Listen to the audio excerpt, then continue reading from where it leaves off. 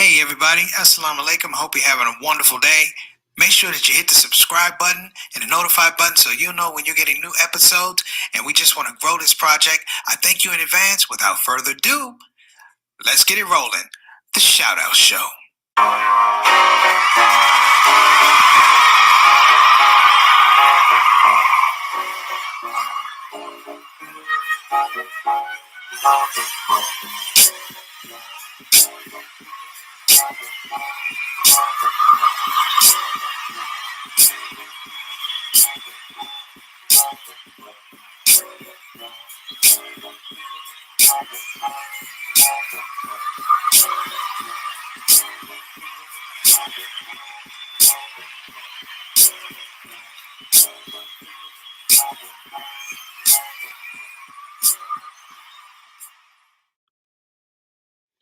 Assalamu alaikum rahmatullahi barakatuh, everybody. I hope you're off to a beautiful day. What do we have? Wednesday? It's a Wednesday? It's a Wednesday, I believe it is. And you know what? In keeping in the tradition of what we started yesterday, I decided today I thought we'd take a theme, if you will, there during Dhul Hijjah and actually expand upon it. I'm not trying to give any kupas or anything like that. That's not my job. You guys know that. But sometimes you can take an idea that's a principle, and if you turn it and twist it and contort it a little bit, you'll be able to get a little bit of knowledge, a little bit of meaning out of it. So today's topic is actually the funny side of being regardful in troubling times. The funny side of being regardful in troubling times, brothers and sisters, it brings a full range of emotions. To me, it reminds me of the grandma sitting in a rocking chair going, "Hey, boy, I told you so." To me, it reminds me when you were a kid at the Sunday table, and someone passed the biscuits along, and you went to reach for it before the eldest got his money, slapped your hand. That's the kind of regardfulness I'm talking about. Being regardful in troubling times is always something that I really, really like to drill down for. And this comes from, brothers and sisters, being an educator, of course, being parents, being educators, being brothers and sisters. But there's a certain adab, a certain etiquette that comes with being regardful. Now, in the Islamic tradition, of course, the idea of being regardful comes from Surah Akhlaq, which is the first surah that talks about the revelation of Allah talking directly to, or Angel Jibril talking directly to Prophet Muhammad, which is cool. But I think the nuance in that is that it's a call to order, if you will. It's a call to order to read, to acquire knowledge in so many different ways.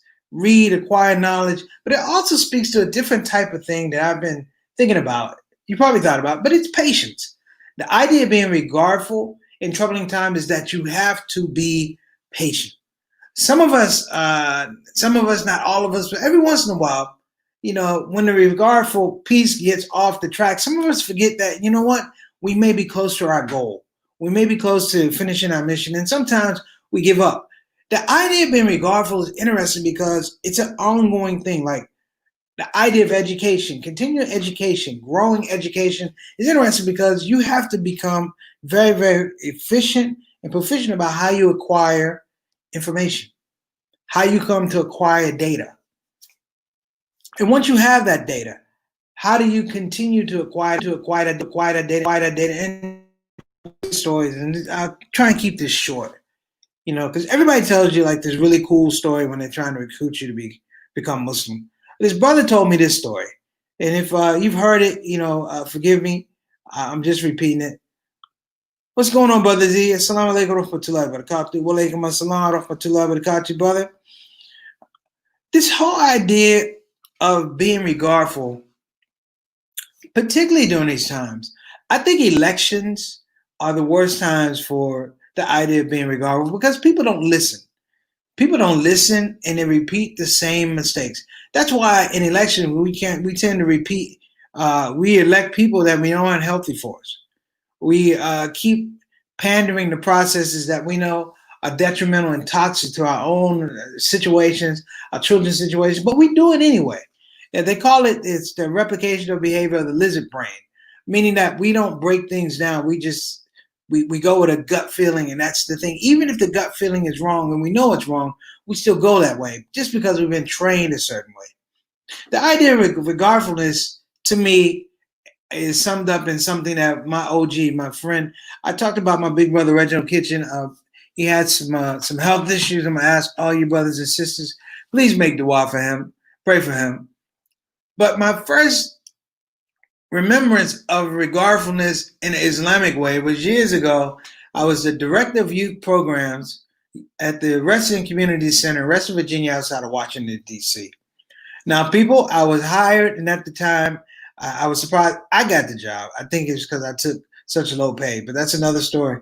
I got hired, and I think I was the second or youngest senior officer in the state of Virginia. And there I was in this great big predicament of being this young guy in a senior role. And here I am trying to figure out what happened. Basically, I had to finish out the programs that are already budgeted. And what I found was the programs that were budgeted didn't have the money that was supposed to be budgeted.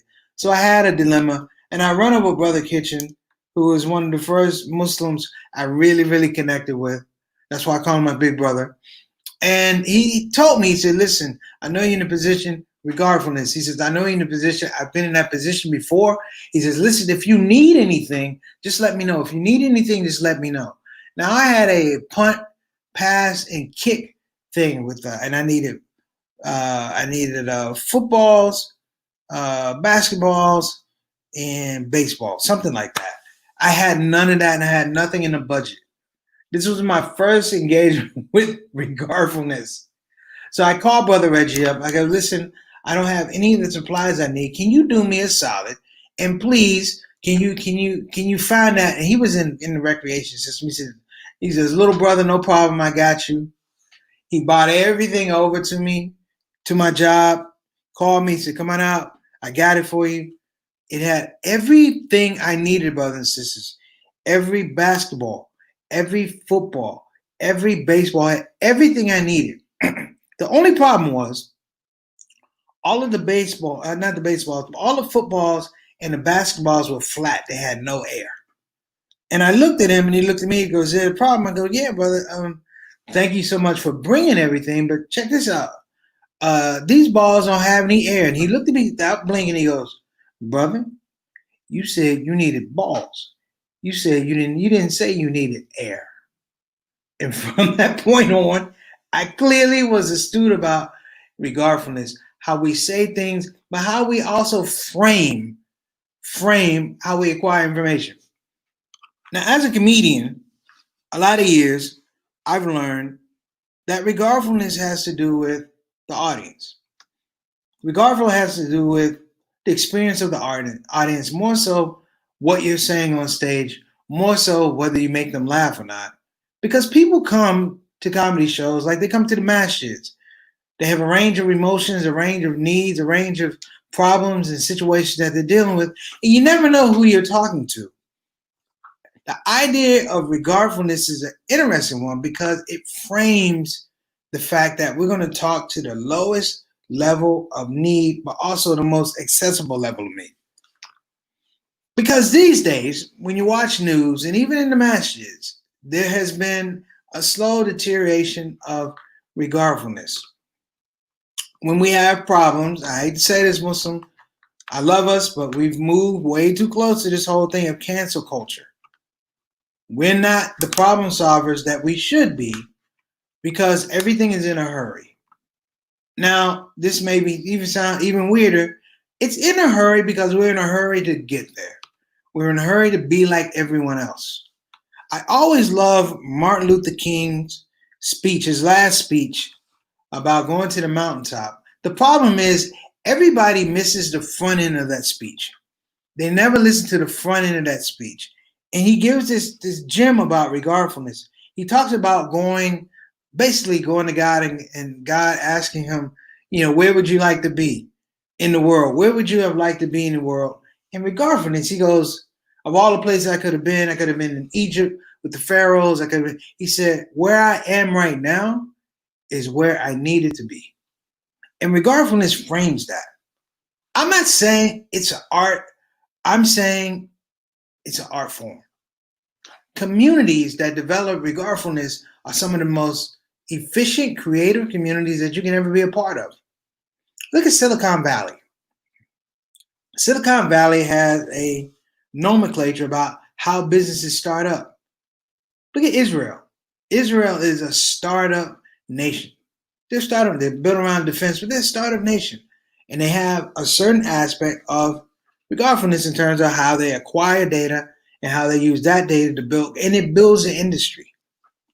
Muslims have Islam, but Muslims have a certain type of adab that speaks to the fact that we have to continually grow this thing. Let me get some shout outs to people coming on the show. What's going on, sis? I'm gonna have to get a hookup on that food. And Sister Ike, thank you. Walaikum assalam wa rahmatullahi wa barakatuh. What's going on, Sister Santiago?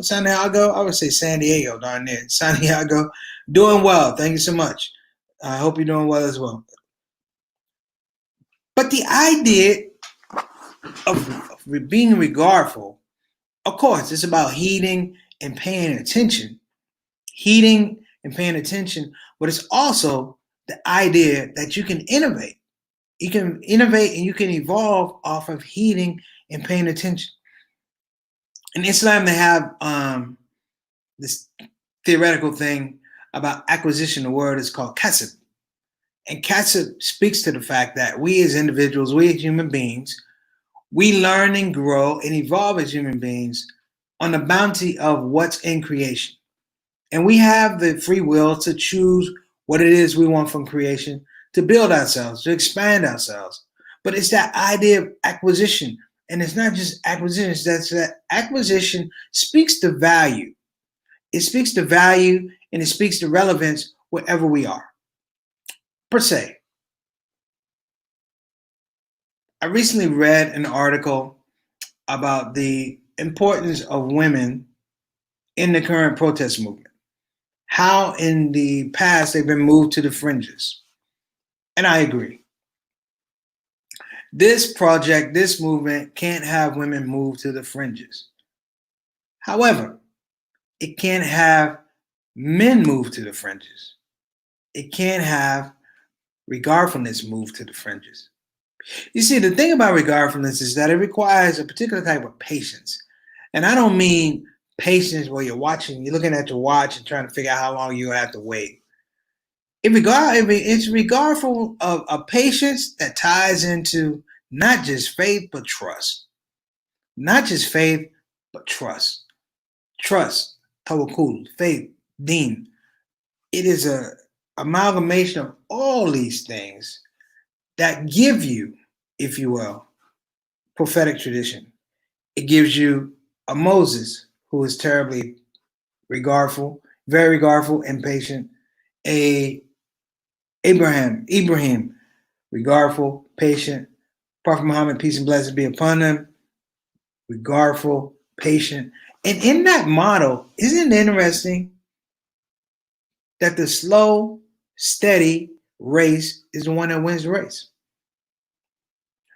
I think of it like this. When I was a school teacher, I walked into class and I had good intentions. I knew my students were special ed students, not special ed.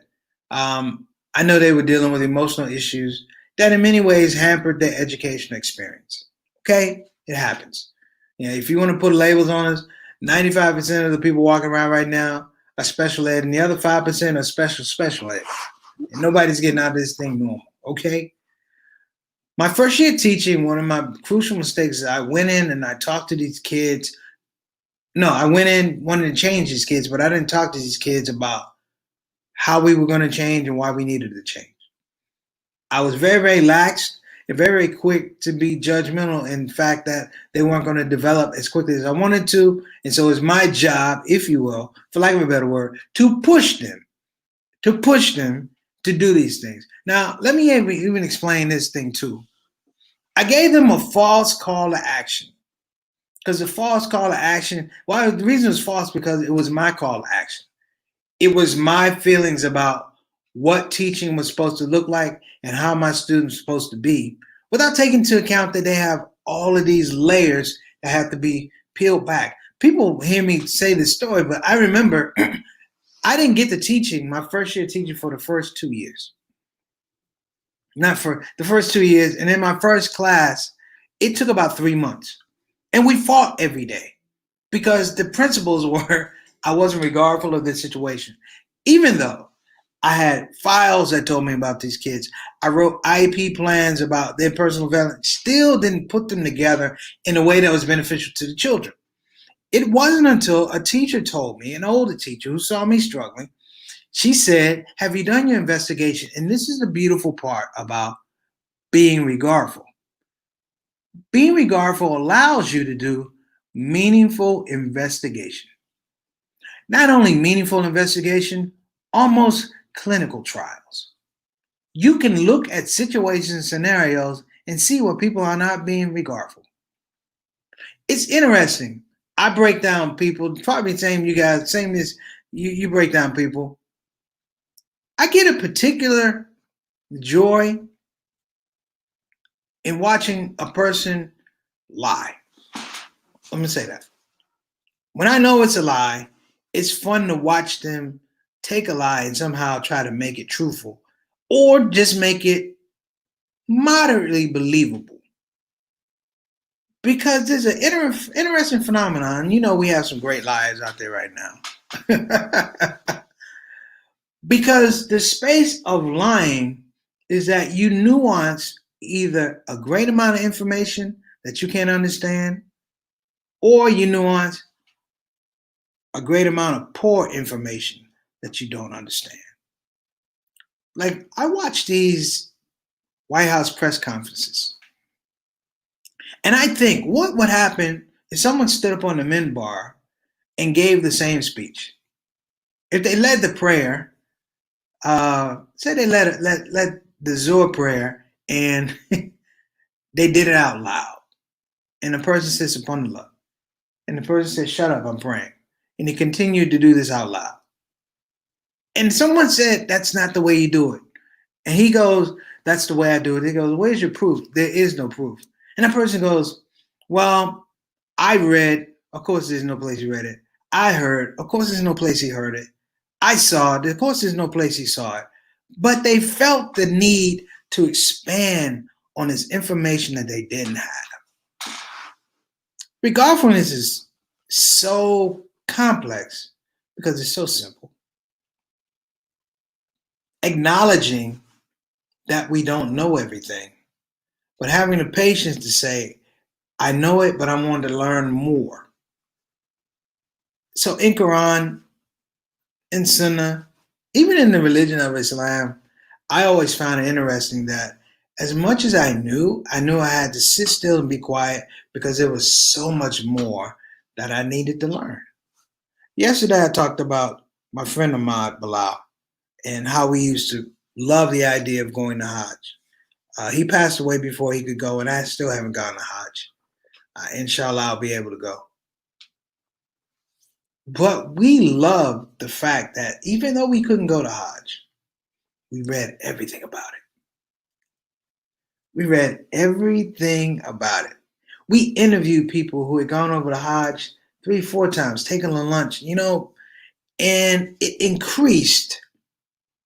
Of course, it increased the desire to go, but it increased the patience that came along with the fact that maybe we just couldn't go right now. One of the funnier experiences I had, and this is probably, let me shout out to my Muslim Fest people. Peace. I hope you guys a very successful event up in Toronto. Congratulations. When I was young, they had this concept with the elders called sitting. I don't mean SITTING. I mean sitting. SITTIN apostrophe. Sitting. And for the youth, going to sit with somebody meant that you would have to go sit with an elder.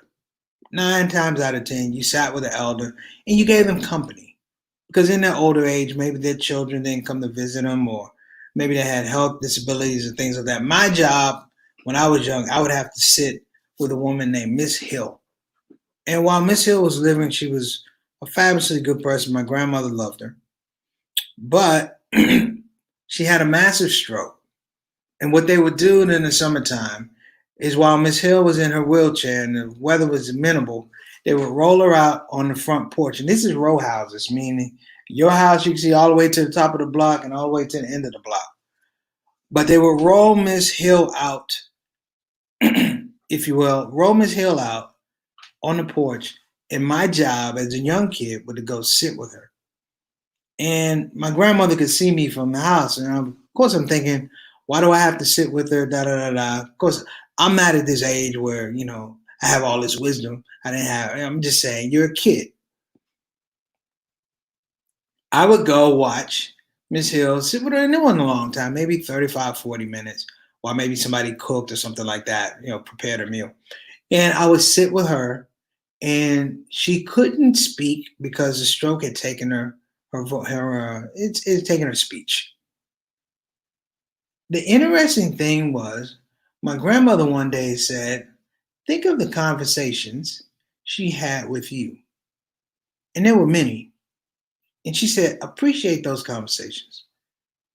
And from that time, I would sit with Miss Hill and I would think about the wisdom she should say, about going to school, about getting good education, about working in the community, how it's important, and how she had children that worked in the community. And she said, keep an eye on the community. Don't let it go a certain way. This is a family. We're a family. And just those little simple ideas were the things that were amazing to me. And I realized that my healing was not for me or for her. It's for the betterment of everybody. And so I tell this last story about how important it is being regardful. Many of you have seen the show, The Jeffersons. Yeah? The Jeffersons. Keep that in mind. Keep that idea right there. Hold it right there, The Jeffersons. My grandmother's sister, Miss Annie, and notice how I would say Miss Annie, and I say Miss Hill. For all you young bucks out there, stop calling your aunts and your uncles by their first name and your parents by calling them Mr., Mrs., Mama, Daddy. That's regardfulness. That's respect. But my grandmother would go visit her sister. Her sister's name was Annie. And for my whole life, I never saw Annie. For the time she was living, I never saw her out of a bed. She was bedridden. Now, I don't know the cause. Nobody ever said anything. She was sick. We don't know if it was depression, physical, whatever. But whenever you would go see Miss Annie, she was always in the bed in the front room. And the thing I did with Miss Hill, I'd have to do with Miss Annie, because my grandmother would go over and clean. And I realized when she passed that my grandmother had grown up in the same model of healing, because she learned from Annie. She learned how to serve from Annie. And it was probably one of the most empowering things that I could learn. And so it was, it was in the culture. Many of you guys on this conversation today, you've done this. You know exactly what I'm talking about. I'm bringing it up because I feel like these days maybe it's people are not respecting it like it needs to be respected, or they're not putting it in conversation, action like it needs to be. So one day, my cousin had to go pick up. Well, he had to go to Annie's house to pick up somebody who was watching Annie. And so he picked her up, took her to the airport or train, I'm not sure. But when he came back, his face was like, and I was like, what happened? What happened? So he went to pick up the person sitting with Annie. And the person who was sitting with Annie was Isabel Sanford, the woman who played Wheezy on The Jeffersons. And what we didn't know is that when she was young and a child, Miss Annie watched out for her, kept an eye over her for a number of years, just to make sure. And even when she was an actress, she was an actress late in life. Even when she was an actress, she got on with All in the Family, and then she got on with the sitcom, The Jeffersons, moving on up. And what I didn't know is that whenever they would wrap that show, she would come from wherever she was in New York, or she would come from California just to come sit with Annie like she did when she was a child. When she was asked about it, she simply said, that's how you learn. So, brothers and sisters, I don't know where you are in your life. I don't know what's going on with you. I don't know how your family is. I hope all those things check the positive box, if you will. But today, and maybe during these particular days of Dhul Hijjah, revisit being regardful or regardfulness in your life. Reintroduce it to your family. Mothers and fathers, call your children. Children, call your parents. If there's been someone you haven't talked to in a long time, pick up the phone, text them, are you okay? Sit with them a little bit. Re-engage the art of sitting. Not sitting, S-I-T-T-I-N-G, but sitting, S-I-T-T-I-N apostrophe. I'm out, everybody. Have a great day. Assalamu alaikum warahmatullahi wabarakatuh. It's Preacher Moss, the funny side of being regardful in troubling times. Sit a while.